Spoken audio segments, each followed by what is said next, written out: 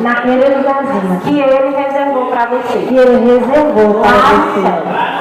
Por isso que não é à toa que você está aqui. Por isso que não é à toa que você está aqui. Amém? Amém. Louvado seja Deus. Em nome do Pai, do Filho e do Espírito Santo. Ofereço essa formação ao Imaculado Coração de Maria. Nossa Senhora possa tocar no nosso coração para que a gente possa acolher bem essa formação e que ela venha nos formar, venha nos transformar. Ave Maria, cheia de graça, o Senhor é convosco. Bendita sois vós entre as mulheres, bendito é o fruto do vosso ventre, Jesus. Santa Maria, Mãe de Deus, rogai por nós, pecadores, agora e na hora da nossa morte. Amém. Bom dia a todos, queridos irmãos e irmãs. Meu nome é Pedro Rondinelli, já estou na renovação, faço parte desse movimento há mais de 20 anos. Estou coordenador do grupo de oração Testemunho da Luz na comunidade onde eu resido, comunidade de São Sebastião. Hoje me foi confiado pela coordenação da formação tema Jesus o Mestre. Os evangelhos nos relatam muitos momentos em que Jesus ensinava o povo.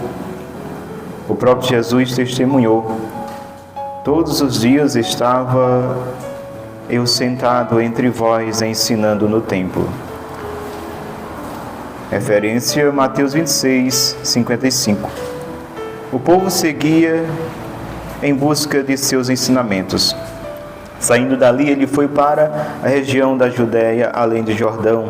As multidões voltaram a segui-lo pelo caminho e de novo ele pôs-se a ensiná-los. Então, a gente vê aqui um Jesus incansável no ensino. A missão do Cristo é nos trazer um ensinamento novo. Amém? Por que o ensinamento novo? O velho estava caduco? Foi rejeitado a lei de Moisés? Não, ele mesmo disse, eu não vim abolir a lei, mas eu vim dar um pleno cumprimento. Então a intenção do Cristo era trazer o novo que estava no coração de quem? Coração de Deus. E o Verbo divino se fez carne e habitou entre nós, com a missão. Então, Jesus não viu o mundo assim, aleatoriamente, sem saber o que iria fazer, ou veio só por vir. Ele veio com uma missão a cumprir, certo? Esse é um ponto. Então, Jesus ensinava. No que consiste a eloquência do ensinamento de Jesus? Quem pode me dizer? No que consiste? Que fundamento? Que solidez desses ensinamentos de Cristo, no que dava sustento, veracidade, unção, poder aos seus ensinamentos, que diferenciou dos demais ensinamentos que tinha até de pessoas formadas, como os escribas, que eram os donos das escritas, das faculdades da época. Jesus não passou por essas faculdades da época. O que consistia? Quem pode me dizer? A eloquência desse mestre. Como? Sim, mas nós temos o Espírito Santo, nós temos a eloquência, a solidez, o poder da persuasão, ou seja, falar e os corações se abrir. Sim ou não?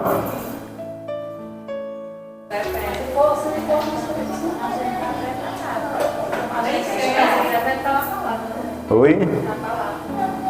A palavra. O que mais? Quem pode me dizer? Os fariseus observavam que Jesus ensinava com autoridade. Em que consistia essa autoridade e essa eloquência? Sim, ele pregava com unção, mas em que consistia? No Pai. No Pai como assim no Pai? A intimidade com o Pai. O que mais? que consistia? A eloquência do Senhor, a autoridade do Cristo. Fazer uma oração. Nós podemos fazer qualquer coisa. Sim, mas nós fazemos oração. E muitas vezes nos falta a autoridade. Hã? No que consistia a autoridade do Cristo? Hã? Sim, dada pelo Pai. Jesus, Deus nos enviou, Deus nos deu autoridade, sim ou não, no batismo? Deu também. Mas por que nós muitas vezes não temos essa autoridade? Pecado. Jesus ensinava com a vida, ou seja, o testemunho de vida. A vida dele estava comprometida. A autoridade do Cristo não consistia somente no que ele sabia que ele vinha fazer. A autoridade do Cristo não consistia somente no que ele recebeu do Pai, mas no que ele testemunhou com a vida. Então, a diferença era essa. Os demais tinham entendimento, tinham formatura, tinham conhecimento, eram mestres, os escribas, eram eles que ensinavam, eram eles que tinham as escolas de ensinamento. No entanto, não tinha autoridade. Porque a motivação era outras motivações. Os sumos sacerdotes perderam o lugar. Esqueceram que a casa de Deus era casa de oração, fizeram covil de ladrões.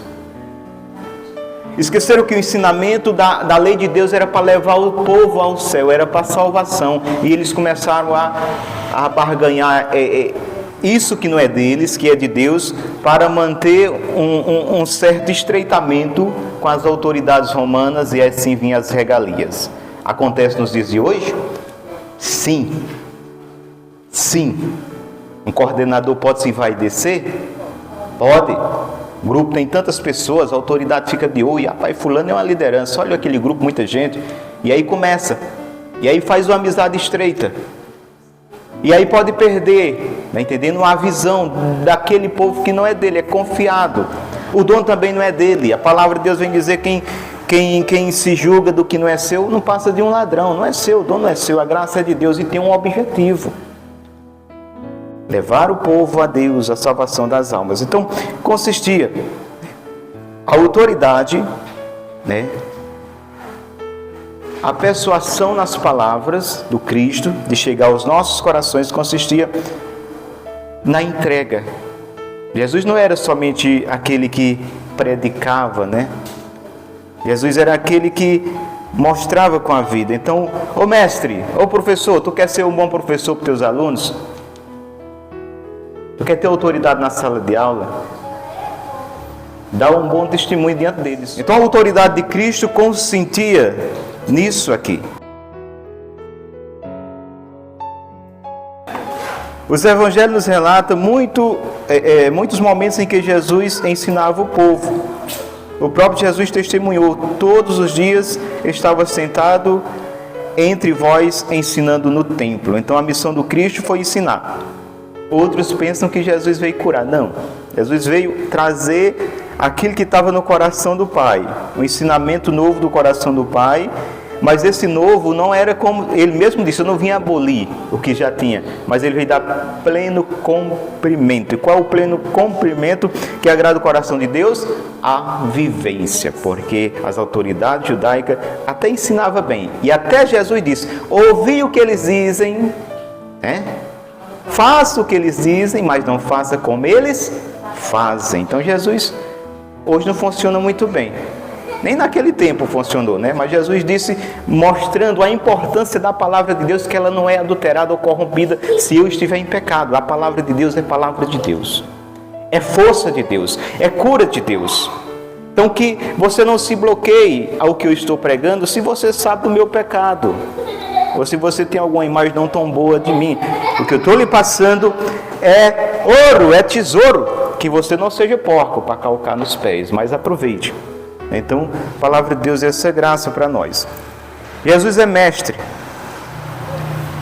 Esse Jesus que tanto ensinou, alimentando dessa forma o seu povo, recebeu desde o início de sua vida pública o título de mestre. Então, eis aqui a dor do cotovelo. filho de José. Natanael disse: de Nazaré vem coisa boa. Então, filho de José, carpinteiro. Assim acontece no nosso meio, né? E foi aquele menino que pregou, foi tão até bom. Quem é? Pedrinho, lá da onde? Baixio dos Lopes. Logo do Baixio dos Lopes. Ih, vem coisa boa dali. Em outro canto não. E aí ele formou em que não? Fez só até a quinta série. Só até a quinta série.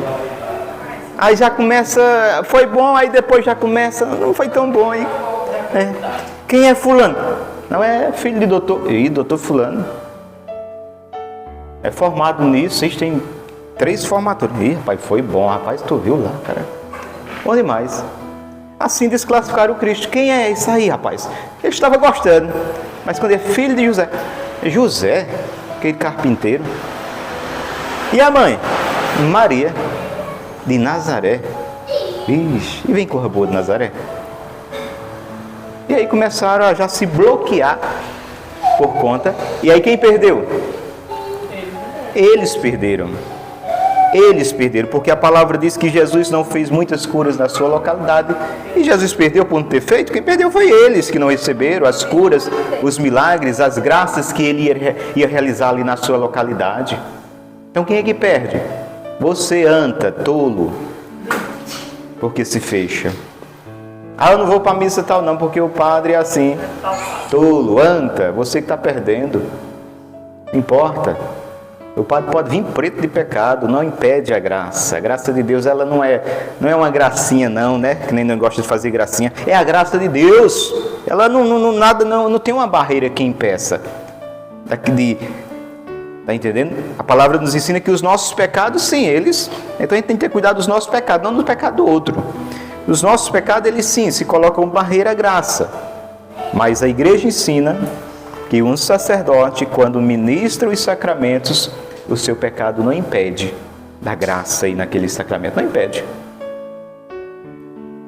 Então Jesus, mestre, foram onde ele morava e ficaram com ele aquele dia. Seus discípulos buscavam nele esclarecimentos para as questões existenciais.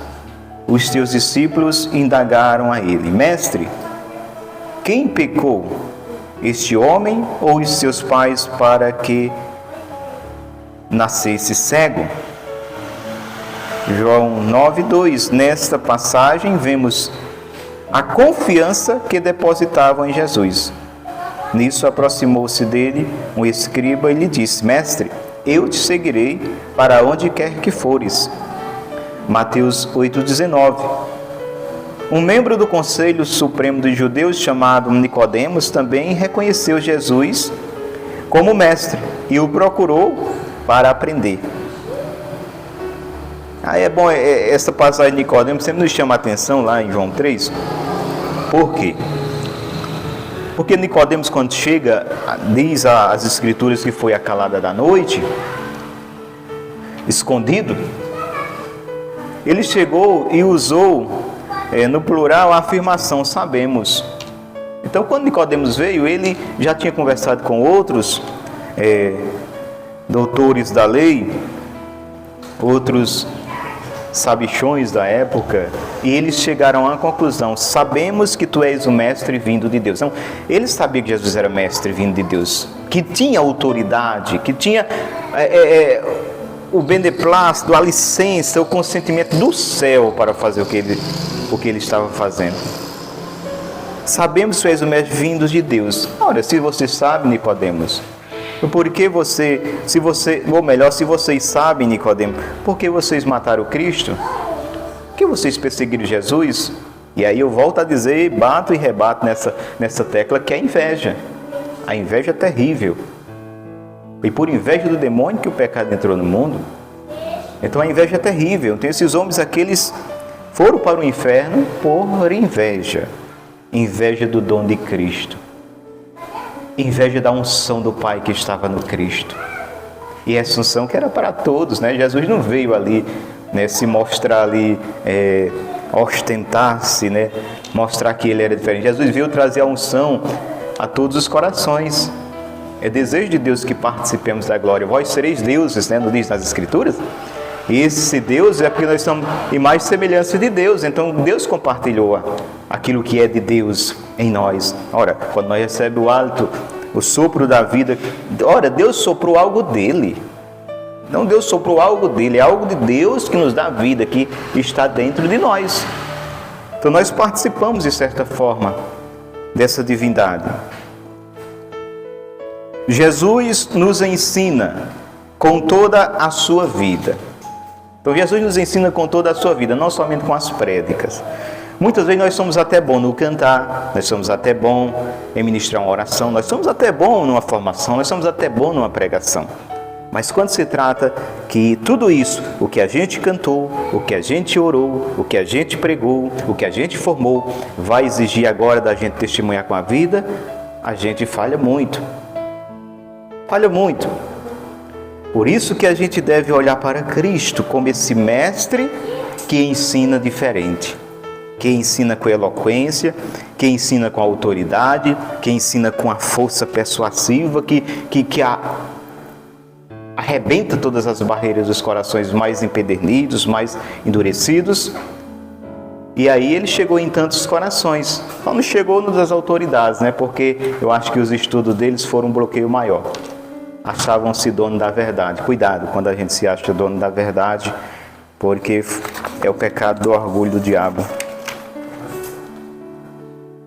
Nossa resposta: assumi-lo como nosso mestre. Não adianta só dizer Senhor. Jesus é o Senhor. Sim, Ele é o Senhor. Ele é o Senhor da minha vida.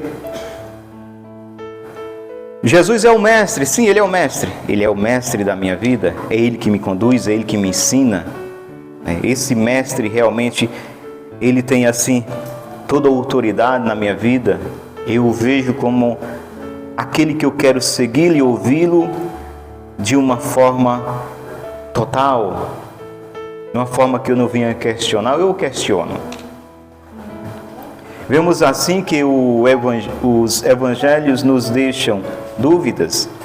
Jesus é mestre e nós somos convidados a assumi-lo como nosso mestre e a nos tornar seus discípulos. Devemos enxergar em Jesus não só Deus onipresente, onipotente, que participou da criação do mundo, etc, etc, mas também o Deus que veio até nós para nos ensinar, para que não ficássemos na escuridão, para nos revelar Deus, para nos mostrar até mesmo quem somos nós.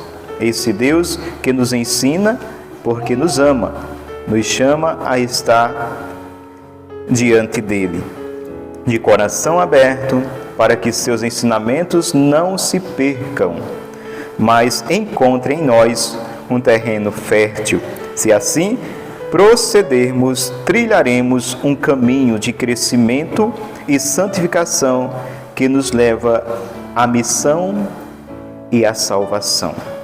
Certo? Então, Cristo, Ele nos leva à missão e à salvação. Então, tudo aquilo que nós aprendemos com esse mestre e quando nós trazemos para a nossa vida a tal ponto de querermos imitá-lo como nosso mestre e tudo mais, a gente nos esforça para também seguir as pegadas do Cristo no anúncio da palavra, porque a prioridade de Jesus, como disse, foi pregar o Evangelho. Ora, quantos leprosos tinham? Tinham locais que era só de leprosos, tipo enfermarias que ficava ali, no canto bem distante. Jesus não se diz assim, Jesus foi lá onde estava a enfermaria dos leprosos, curou todos os leprosos. Tem muitos, Jesus não foi, Jesus não saiu procurando quem estava doente. Quantos doentes tinha?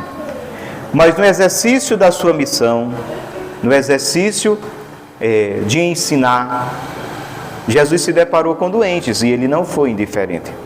Jesus se deparou com tantas realidades, até pessoas que já estavam mortas.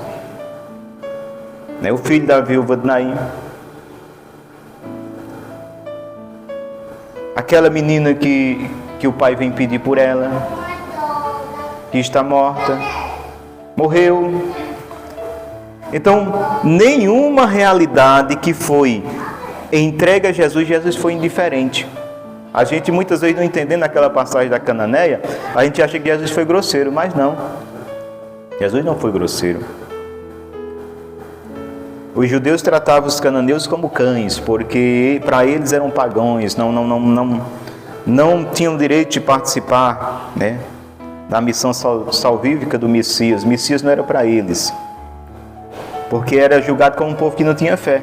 E Jesus faz justamente tudo aquilo para extrair a fé e provar, não somente ele dizer, povo cananeu tem fé, mas ele mostra um testemunho de uma mulher que supera a fé de todo o povo de Israel. Então Jesus, ele não foi indiferente com aquela mãe aflita. Ora, já pensou Jesus ser indiferente com a mãe aflita pedindo pelo filho? Esse não é o Jesus que a gente conhece. Então a gente tem que entender a palavra com o Espírito que a escreveu, pedir sempre as luzes do Espírito Santo.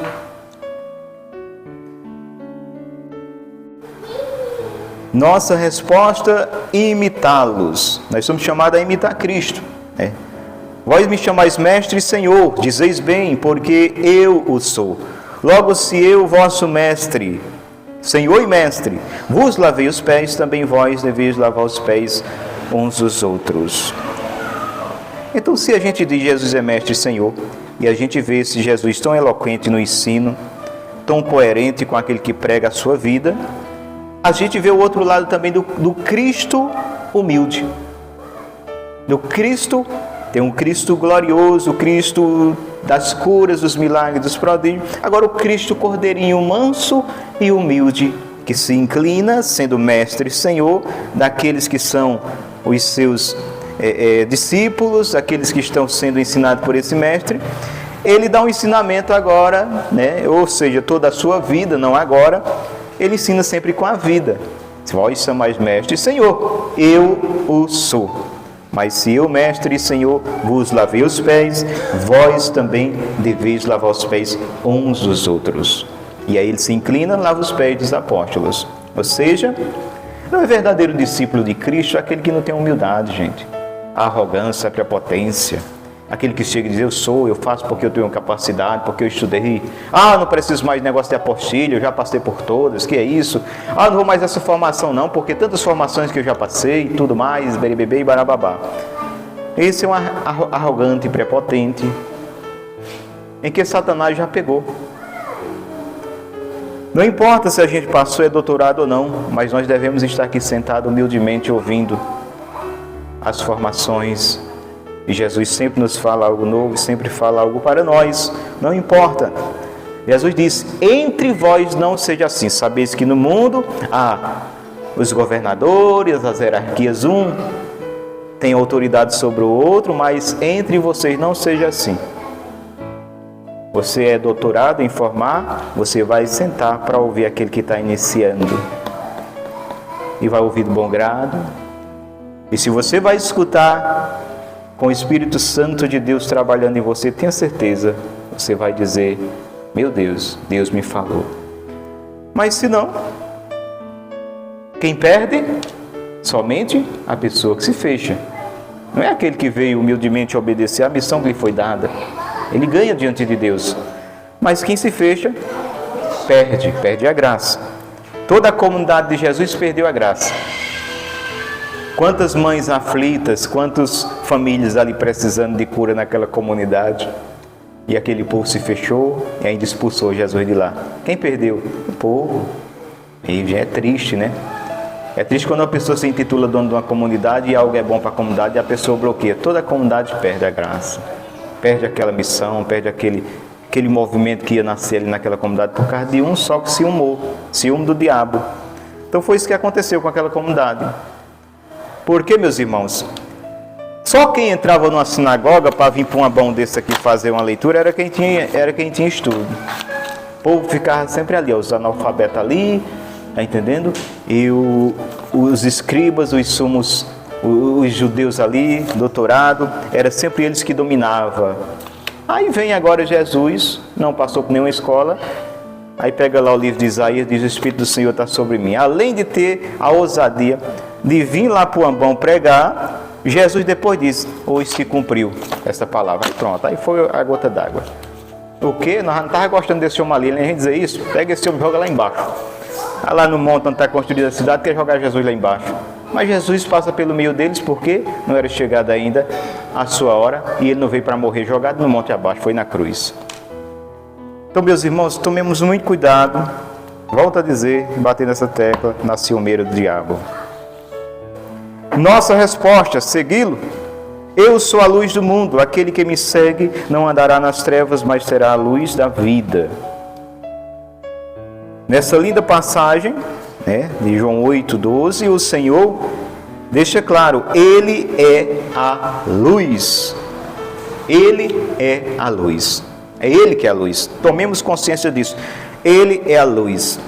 Mas lá em Mateus 5,14 ele diz, vós sois luz. Como? Eu sou a luz. Lá em Mateus 5,14 ele diz, vós sois luz. O que é que ele quer dizer com isso? Que nós não temos luz própria. Ele é a luz. E vós sois luz. Costumo dizer que é como a lua que recebe a luz do sol. A lua não brilha, né? Ilumina a noite. Mas ela não tem luz própria, vem do sol. Então é que nem nós. Não fique se orgulhando. Eu sou o tal. Eu prego, eu sou, eu tenho, eu já ouvi gente dizendo isso. Aí pessoas dizendo, eu vou porque eu tenho capacidade. Eu vou porque é isso, eu vou porque é aquilo. Aí vai enchendo, tempo de explodir.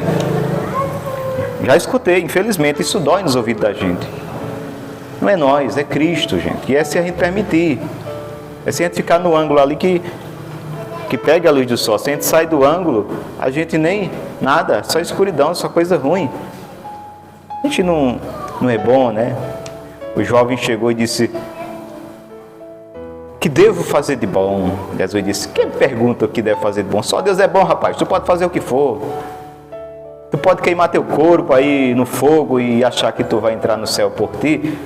Tu não entra, só Deus é bom. Se tu vais entrar no céu, primeiro foi a bondade do meu Pai, que me enviou e eu quis vir morrer por ti. Depois vem as nossas obras, porque Deus não dispensa. Mas quem nos coloca no céu, até a Virgem Maria, Santa das Santas, ela só entra no céu. Eu sou a porta. Cristo, né? Na formação de consagração de São Luís de Montfort, ele vem dizer que há 3 degraus para chegar ao Pai. Primeiro Maria, segundo Jesus, e aí chega o Pai. Maria é o primeiro degrau que nos leva a Cristo e Cristo nos leva ao Pai. Ninguém chega ao Pai senão por mim. Mas tem uns orgulhosos que dizem, eu vou direto ao Pai.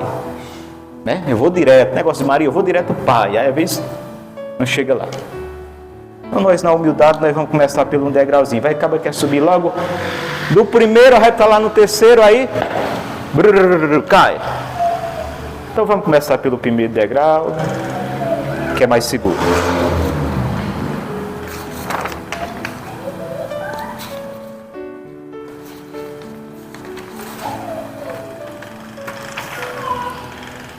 Tornando-se discípulo de Jesus. Qual é a função de um discípulo? Qual é a função de um discípulo? Isso, mas ele tem que ser o quê?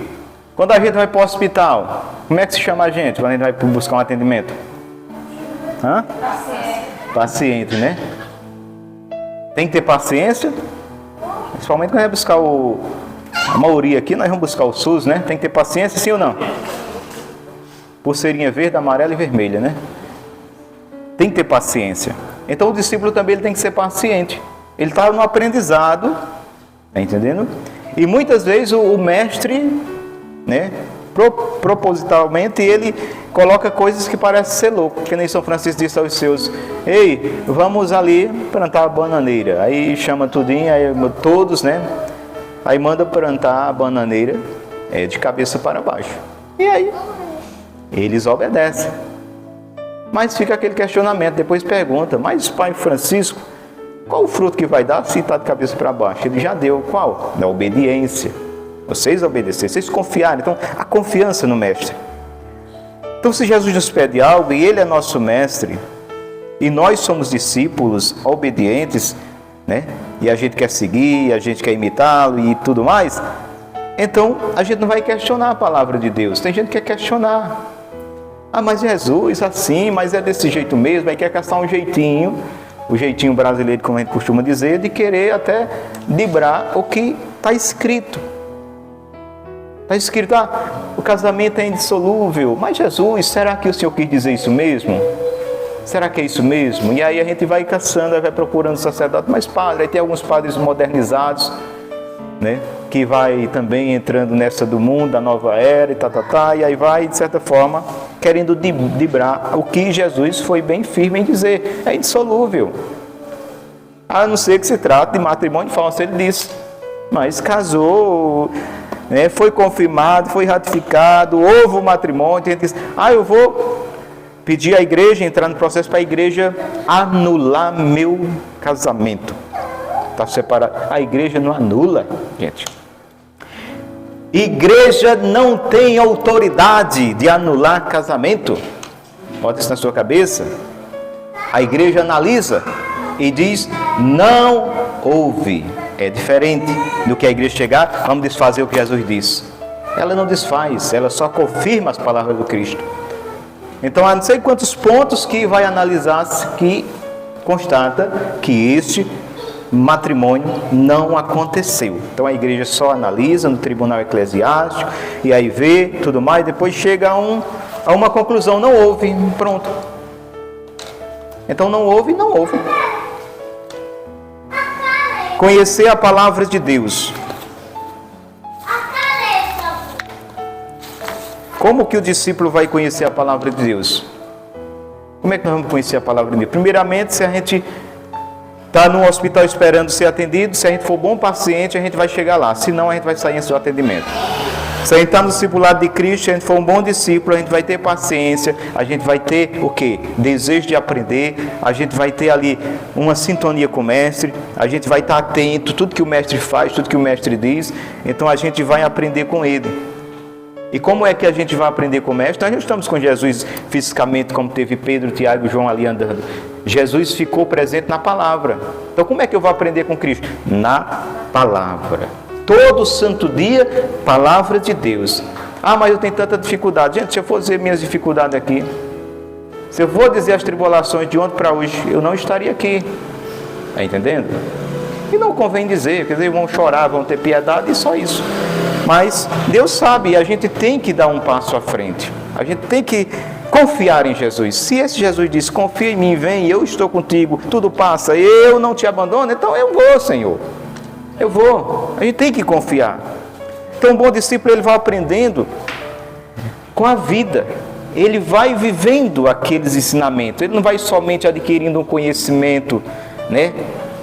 Um conhecimento na superfície. Ele vai adquirindo o conhecimento da experiência, que ele vai mergulhando no Mestre.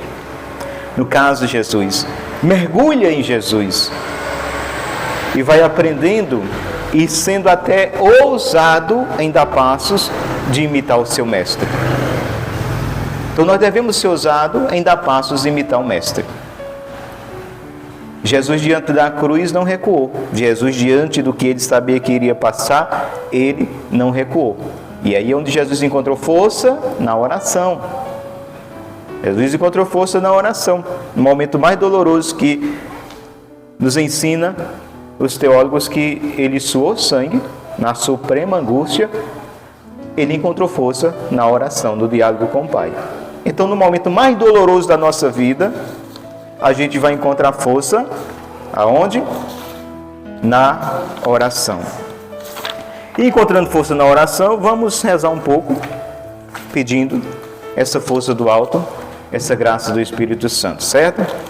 Me desculpe aí se não é bem didático, não é bem que nenhum professor dá, porque na realidade eu não faço parte desse ministério, embora esteja servindo por obediência. Tendo um formador, eu me atrevo. Como a doutora Tereza pelejou muitas vezes para eu dar uma formação, quando a renovação estava recheada de formador, eu digo, eu não vou. Mas na necessidade, o pé se faz mão, a mão se faz pé, é isso? A boca se faz mão, porque tem gente que pega com a boca, pinta com a boca. Por quê? Porque não tinha mão, não tinha o pé, e aí vai. No caso que nós estamos aqui um corpo um pouco assim precisando, então a gente, com a graça de Deus, a gente obedece e vem na graça de Deus realizar essa missão. Então fica de pé nesse momento. Vem Espírito de Deus e confirmas no meu coração que eu sou amado, sou filho amado e amado eu sou. Vem Espírito, Espírito de Deus e confirmas no meu coração